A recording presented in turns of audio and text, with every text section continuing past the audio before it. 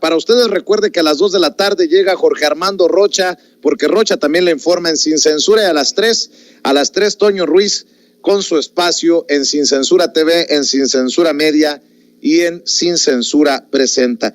Déjeme saludar en estos momentos a quien respetamos y admiramos. Es el querido Rafael Barajas, el Fisgón, quien ya está con nosotros para hablar sin censura. Querido Rafa, ¿cómo te va? Muy buenas tardes. Muy buenas tardes, con el gusto de saludarte y con el gusto de estar en tu programa. Oye, Rafa, antes de entrarle al tema de la consulta, que ya estamos en la recta final rumbo al domingo de consulta popular y buscar contrarrestar la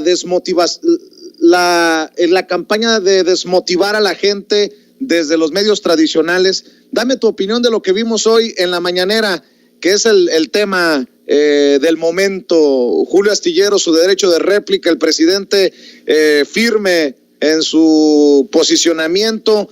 Dame tu opinión de lo que viste, de lo que presenciamos. Mira, yo creo que fue un ejercicio inédito de todo, de libertad de imprenta y también de ejercicio de tolerancia del gobierno. Yo no recuerdo nada parecido en los sexenios anteriores. Es más, en la historia de México esto no se había dado. Yo quiero recordarte que seguimos durante décadas la tradición instalada en la colonia que se sintetiza en una frase que dijo el virrey de Croix en un decreto que publicó y que decía literalmente: sepan los nacidos en estas tierras que vinieron aquí para callar y obedecer. Aquí lo que vimos es una cosa muy distinta. La máxima autoridad del país, el Ejecutivo, le da espacio en una conferencia mañanera a un periodista para hacer toda una serie de cuestionamientos. Yo quiero decirte que yo por supuesto siento mucho, tengo cariño y tengo respeto por Julio Astillero, pero hay cosas obviamente con las que no estoy de acuerdo de lo que él plantea, y aquí todo giró alrededor de temas muy concretos. Es decir, me gustó mucho que todo se centrara en información, en datos y demás, y que eso fuera lo que determinara la decisión final. Yo sí quiero decir que creo que, como sucede con mucha frecuencia a nivel personal, hubo un problema de malos entendidos. Es decir, de entrada, sí había un poquito la acusación de que había un acuerdo en lo oscuro entre la secretaria Albores y los empresarios. No lo hubo. Yo creo que quedó clarísimo que no lo hubo. Creo que efectivamente existía un proyecto en la Sierra San Miguelito, y ese proyecto el gobierno nunca tuvo la intención de fraccionarlo. Y bueno, yo creo que al final de cuentas es correcto lo que se vio. Es decir, va a quedar a resguardo la reserva ecológica, no se va a hacer ese negocio, y creo que hubo básicamente un malentendido. Pues son de esas cosas que se pueden resolver platicando, ¿no? Y es más o menos lo que vimos también hoy en la conferencia mañanera, ¿no? Entonces, sí creo yo que se debe de conservar la libertad de imprenta a toda costa. Sí creo yo que es importante el ejercicio de la denuncia de las noticias falsas, porque estamos ante una epidemia de noticias falsas. No estoy de acuerdo en este razonamiento de Julio de que va a demandar en otras instancias y no se disculpan. Perdón, el espacio ya se abrió, ya quedó establecido lo que tenía que ocurrir. No creo que si llegue y demanda en otros lugares eso tenga mayor repercusión. Yo lo que creo es que sí vivimos un periodo de amplia libertad de expresión, y que eso es lo que hay que recalcar. Y la otra cosa es que sí había, entiendo la preocupación de Julio Astillero sobre la sierra, pero también entiendo que no estaba tomada la decisión, que esa fue motivo y ese fue el motivo, digamos, de la querella. Eso es lo que yo veo. Pues qué interesante el análisis que haces, querido Rafael. Bueno, lo importante es que se debate, que se habla del tema, y yo soy de los que cree que no hay ángeles y demonios, blanco y negro, ni Julio es el salvador del periodismo, ni hay que tampoco defender al presidente en este sentido, porque creo que quedan claras las posturas, y creo que fue un buen ejercicio que solamente abona a esta transformación de nuestro país. Mi querido Rafa, dime. No, yo estoy de acuerdo contigo. Y yo sí creo que hubo, digamos, si hacemos un análisis con más frialdad, vamos a ver que de repente se calentaron los ánimos y que se exacerbaron los ánimos y no en la mañanera de hoy, sino en los días anteriores. Y que mucho de esto se pudo haber resuelto simplemente con un intercambio más cuidadoso, simplemente con una cuestión de trato diplomático, no sé. Es decir, yo sí creo que hablando se entiende la gente, ¿no? Es decir, y no encuentro mayor conflicto entre las partes. Y efectivamente, como dices tú, no hay ángeles, no hay demonios, pero yo sí insisto en que sí se tiene que conservar el ejercicio de las mañaneras, de la difusión de las fake news, de las mentiras que se divulgan en red, porque eso, es decir, es uno de los pocos mecanismos que existen para controlar la lluvia de mentiras que hemos tenido en los últimos años, ¿no? Entonces, a mí me parece que ese ejercicio es necesarísimo y bueno, pues como es una cosa que no se había ensayado, que no se había hecho en ninguna parte del mundo, pues obviamente va a tener avances y va a tener retrocesos y va a tener errores, pero a mí me parece que es un ejercicio muy necesario ante esta estrategia que es dominante en la, digamos, en el statu quo neoliberal, ¿no? Que consiste en bombardear a la gente con mentiras, en establecer una suerte de clima, de ambiente. Es una estrategia en la cual es chistoso, porque no les importa que los desmientan, porque lo que buscan es precisamente establecer un clima. Lo que buscan es precisamente establecer un ambiente enrarecido, y además van dirigidos a un sector muy específico de un público ultraconservador que es poco enterado, que no ve, por ejemplo, tu programa, que no se informa mucho, que se presenta de vez en cuando en las redes y que de repente toma estas noticias falsas como si fueran verdaderas y no se da el tiempo de revisar si la información es real o no y la reproduce como si fueran la verdad absoluta, ¿no? Entonces yo sí creo que el ejercicio de denunciar las fake news es importante, y es importante también que se haga desde la presidencia de la República. Así es, y también importante la réplica y todo lo que hemos platicado, pero si me permiten, sin menospreciar lo importante de lo ocurrido hoy en la mañanera, ya pasó, y a lo que vamos, a lo que sigue, que está enfrente de nosotros, querido Rafael, porque el domingo se necesita el voto de millones de mexicanos y mexicanas comprometidos con la justicia. Y ahí sí que estamos contra intereses inconfesables algunos, desde los medios tradicionales de comunicación y desde periodistas que se dicen muy imparciales, muy objetivos, muy honorables, pero que están desmotivando la participación ciudadana, algo que creo que va contra la democracia.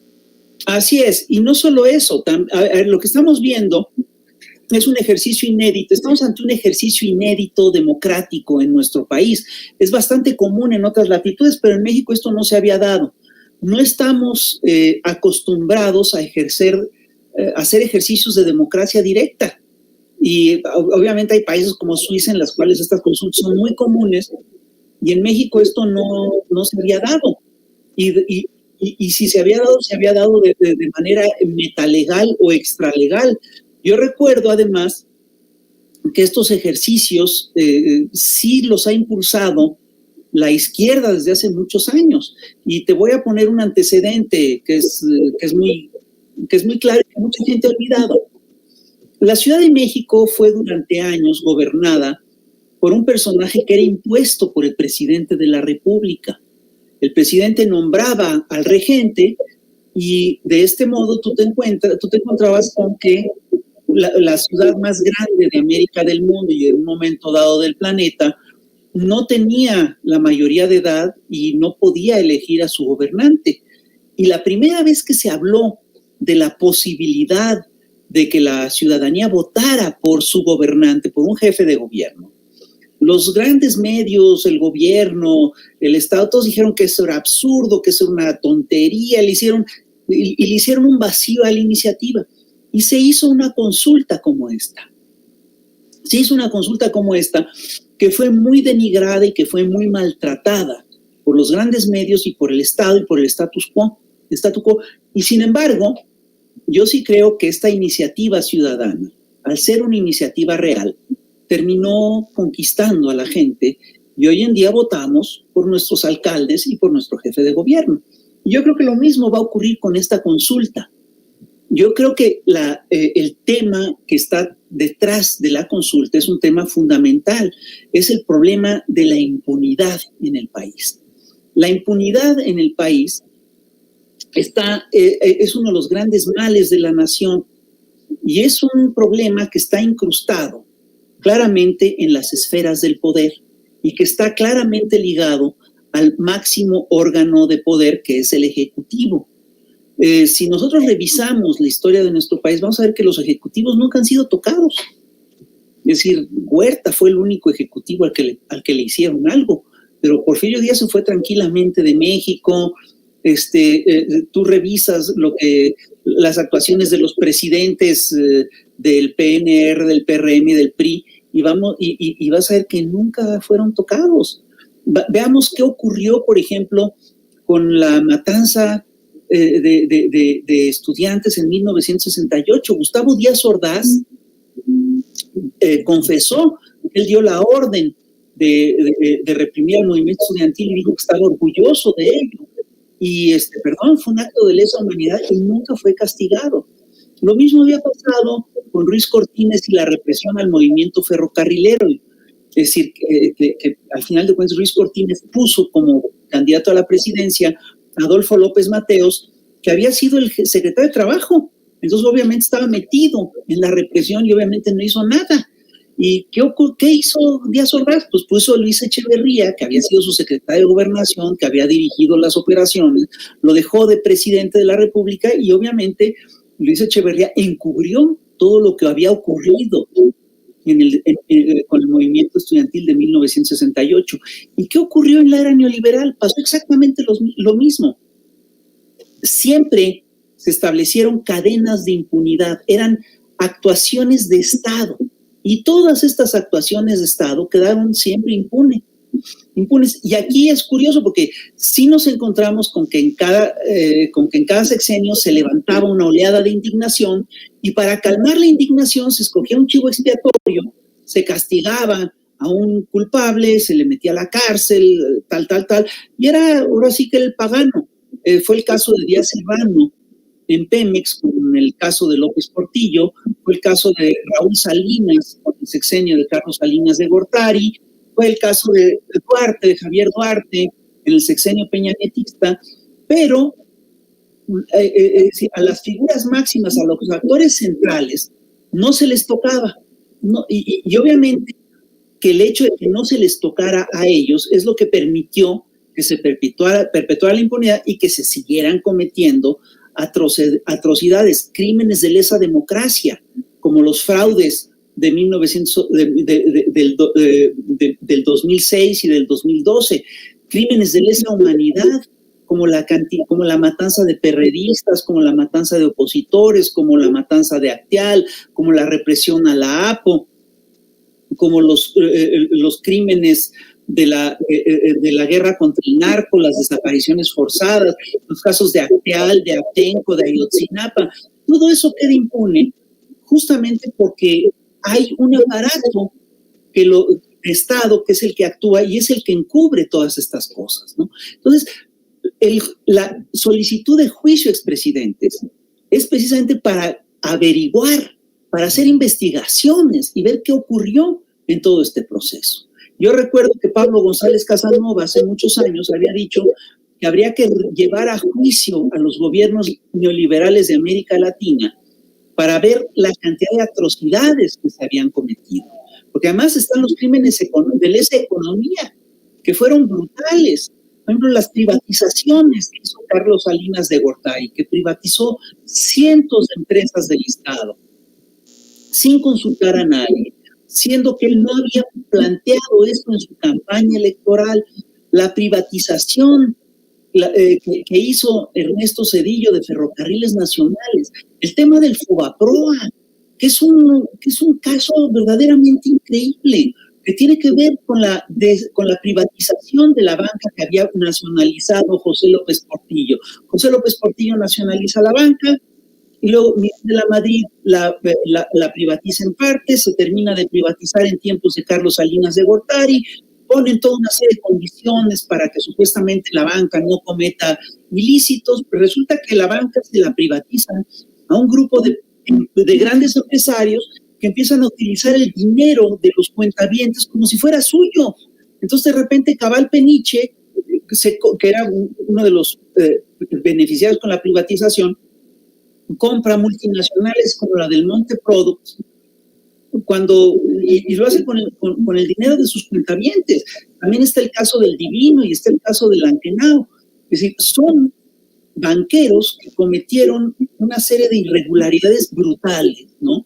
Y que de repente resulta que nos quieren, a través de un mecanismo, bueno, y no solamente los banqueros, también hubo un montón de dueños de casas de bolsa y de empresarios de diverso tipo que se endeudaron, que se endrogaron, que hicieron operaciones financieras muy arriesgadas, que quebraron y que para no quebrar le pasaron la deuda al Estado y por lo tanto a los contribuyentes. Y es una deuda que va a terminar de pagar en el 2070 y que le ha costado miles de millones de pesos a los contribuyentes mexicanos.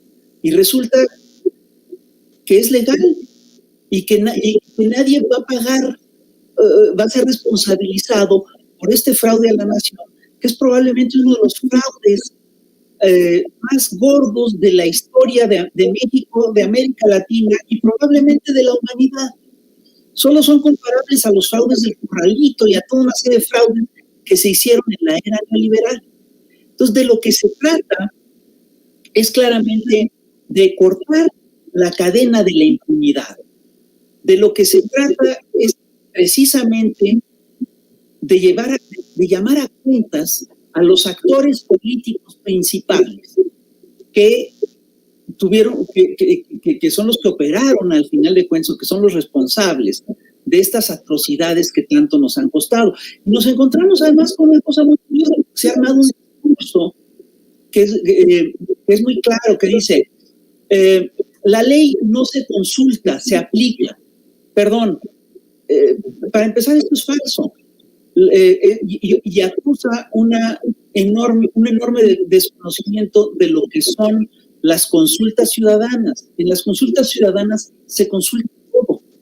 Y no solo eso, sino que en México bien sabemos que el aparato de justicia no es un aparato impoluto. Hace poco el juez Saldívar dijo con toda claridad que había corrupción en los aparatos de justicia mexicano. Decía, y quien diga que no es que no los conoce. Es decir, por supuesto que hay corrupción y sin lugar a dudas que para aplicar la justicia y la ley en contra de las gentes del poder, de los grupos de poder, siempre se ha necesitado de la presión popular. Entonces, más que nunca se necesita que se realice una consulta sobre este tema. Ahora, nos encontramos con una cosa muy curiosa. Nos dicen, la consulta es cara porque va a costar 500 millones de pesos. Bueno, primero, la consulta hubiera salido gratis prácticamente si se hubiera realizado el 6 de junio junto con las elecciones intermedias. Lo único que hubiera costado es si hubiera puesto una casilla de más y se acabó. y la gente hubiera podido votar y hubiera salido prácticamente gratuita esta consulta. Y sin embargo, por razones políticas, el INE decidió que no fuera así. Y también hay que decir que el gasto que se va a ejercer para esta consulta no es un gasto extraordinario, forma parte de lo que ya se contempla en el gasto del INE. Y el INE está hecho, y además el INE tiene que servir para eso, tiene que garantizar la democracia. Y me preocupa mucho la actitud que han tomado las actuales autoridades y autoridades anteriores electorales mexicanas alrededor de la consulta. Me resulta muy ofensivo el artículo que escribió José Woldenberg en el que llama perros de Pavlov a los que promueven o a los que promovemos la consulta. Me parece que es verdaderamente inconcebible que un señor que se dice el padre de la democracia moderna mexicana ponga tantos obstáculos o tantas trabas o se ponga tanto a un ejercicio de consulta de democracia directa. Y la otra cosa es la actitud que ha tomado el INE en los hechos, porque no solamente impidió que la consulta se realizara el 6 de junio, y con esto obviamente le restó posibilidades a que se juntara el 40% del padrón, que es lo que se requiere para que la consulta tenga un carácter vinculatorio, sino que además ha sido va a poner nada más la tercera parte de las casillas o mesas de escrutinio para recoger los votos, y si hacemos cuentas, está planteado para que sea imposible reunir el 40% del padrón que se necesita para que el resultado de la consulta sea vinculatorio. Pero además, tampoco divulgó bien la consulta, pero eso sí, aplicó con mucho rigor la verdad sobre la consulta. Entonces, perdón, la actuación del INE deja mucho que desear en todo este terreno. Y por supuesto que la actuación de la prensa también deja muchísimo que desear. Es decir, la prensa le ha hecho el vacío al tema de la consulta. Sabemos que es una cosa muy sentida por la población la demanda de la consulta. Y prueba de ello es que en un momento se necesitaban 2.5 millones de votos y en 2 semanas un grupo de jóvenes activistas se movió y juntó 2.7 millones de votos, lo cual es inédito, es un ejercicio inédito. Ahora, estos muchachos llegan y presentan las firmas a la Cámara y hay un vacío total de la prensa no se presenta. Entonces hay una explicación para todo esto, y la explicación es muy simple. Tanto el INE como la derecha mexicana, como la prensa mexicana, la gran prensa mexicana, están también en esta consulta, están también a juicio en esta consulta. Si se va a revisar lo que ocurrió con las elecciones en 2006, bueno, en 2006, 2012, las autoridades electorales pues también están a juicio. Si se va a revisar los crímenes del pasado, también se va a revisar quiénes fueron los cómplices del silencio de esos crímenes. Y ahí nos vamos a encontrar con que la prensa jugó un papel muy importante. Claro. Entonces, es efectivamente un enfrentamiento de una ciudadanía que busca acabar con la impunidad contra una estructura de poder que es muy fuerte todavía, que busca conservar esta impunidad y que espera que pase este sexenio para seguir con sus cadenas de impunidad.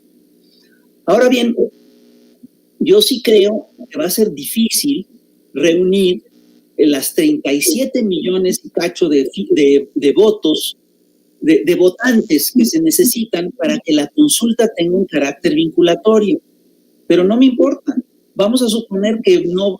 Es lo mismo que ocurrió con el referéndum sobre el jefe de gobierno en la Ciudad de México en la década de los 80s y los 90s.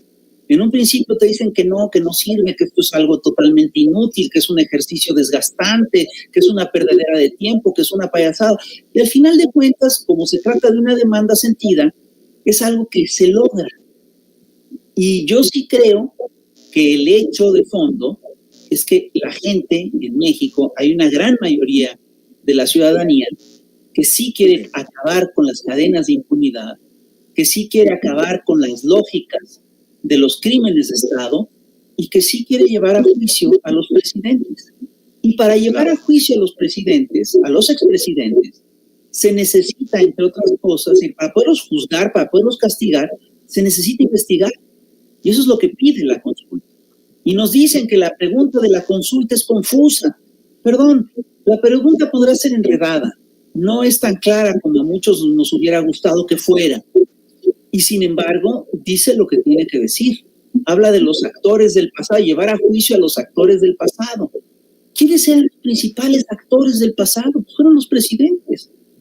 Entonces, perdón, la consulta es clara, la consulta es necesaria. Yo, por supuesto, voy a votar por el sí en la consulta. Y yo creo que muchos mexicanos vamos a hacer eso.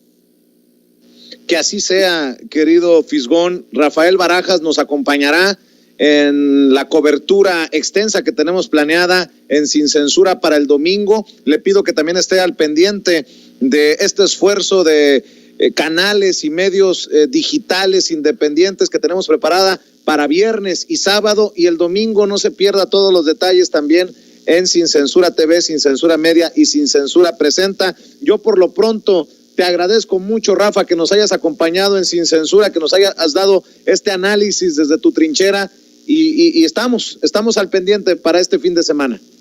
Al contrario, yo de veras les agradezco y siempre lo voy a hacer en contrapeso que han hecho ustedes a ese gran aparato de mentiras que tenía el viejo régimen.